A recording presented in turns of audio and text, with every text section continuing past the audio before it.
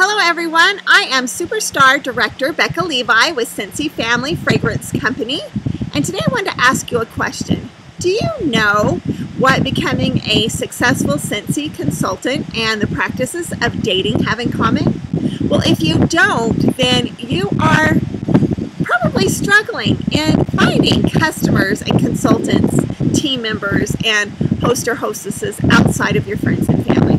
Now, I need to take a minute here and tell you that, I'm up here in the cabin, the wind is blowing, and the lighting isn't perfect, but, it just goes to show that we don't have to be perfect to be powerful, that things are always going to go wrong, circumstances are going to be less than perfect, but we must move forward. We must bust through excuses and make things happen despite, because we don't have to be perfect to be powerful. All right, let's get back to our question. What does successful dating practices and becoming a successful, I'm having trouble with that word today, successful Scentsy consultant have in common? Well, when you're dating, when you first go out there single, you're looking for someone and you're putting yourself into those, circumstances where you can meet people, it's kind of awkward, and you might see someone you want to approach, but you're not quite sure. You're a little embarrassed. You don't know what to do. But you get through that because you know you have this goal in mind to have a forever happy relationship, right? So you're going to go to places that you're not comfortable going. You're going to speak to people when it feels embarrassing or awkward, and you're going to do everything you can to show up and impress this person so that they'll want to have a relationship with you, right? Now, that's the way it is when we are out looking for new potential customers, team members, and hostesses. We're going to go places we might not normally go. We're going to start conversations that feel awkward or embarrassing because we know these are the things we have to do to build the kind of relationships we want. So think about that. Think about that. I have a 30-day excuse busters challenge going on with my team.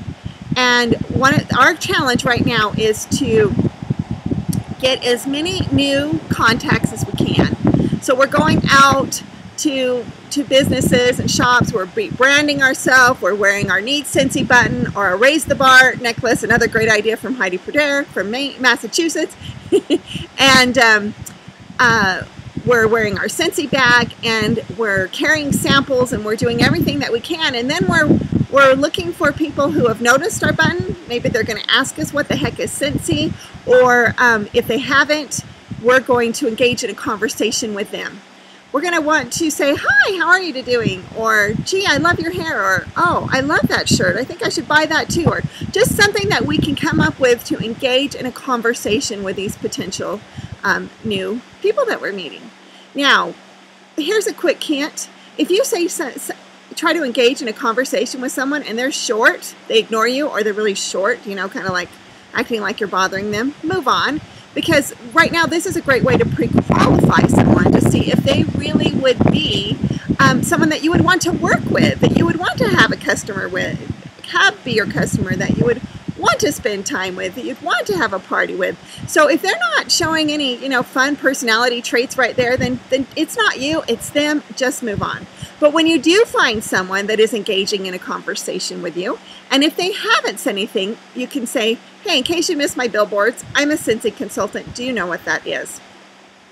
And if they say no, you can say, well, you don't like candles, do you? And they'll say either, yes, I do, or I don't. If they say they do, well, then you say, well, you haven't had a personal experience with Scentsy yet? And they'll say, I haven't. Well, you say, I can make that happen. Now, I know I don't have a lot of time today, and you don't have a lot of time, but if you'll fill this out, then we'll set up a time that I can bring you over this wonderful warmer and candle scent. In fact, what kind of scents do you like? So you can find out that information, so when you go to follow up, you can.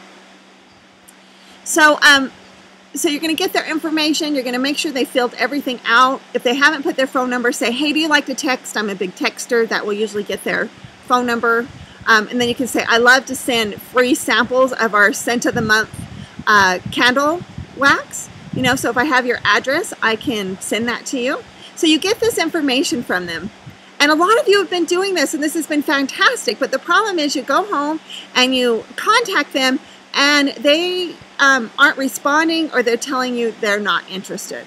You know, and that's the same way with dating. You know, it's a slow process. We have to get them to know and trust us and decide that we're fun and that they would want to have us or our products in their life. And that's why we want to, as I said before, get them in your newsletter, have their address so you can send them the scent of the month, send them a scent circle. Hopefully, if you met them at an office, you can just go in once a month. I like to take different things in.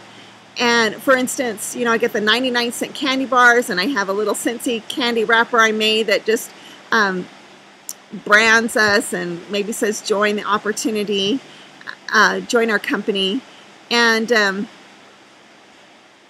as I drop these things off, as I come in, not stalking them and not pushing them, but just saying, hey, how are you? Hope your week's going great. Here's a little Scentsy spirit.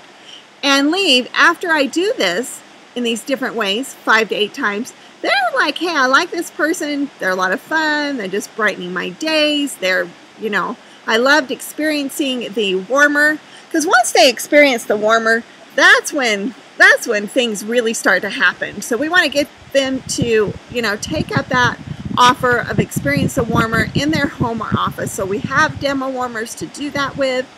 We take in a couple of scents of the favorites. You know, I always like to take something from bakery and from the fruity and then from the clean, and just so they have a good variety. Hopefully when I had that first conversation and they filled out that lottery ticket, I got their information so that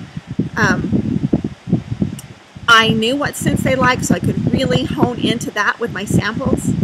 So, okay, we don't want to be stalkers, right? But we have to go through the courtship process. It's going to take time. So don't get discouraged. Just have fun with, how can I woo this person? How can I get them excited about knowing me and my wonderful Scentsy family and products?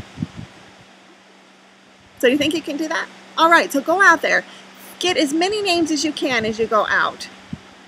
And then just realize it's going to take a while. But in these first few months, as we're doing this, pretty soon that's going to be full. And eventually, one by one, a certain percentage of them are going to become those customers, those hostesses, and those new team members. So have fun, Scentsy dating.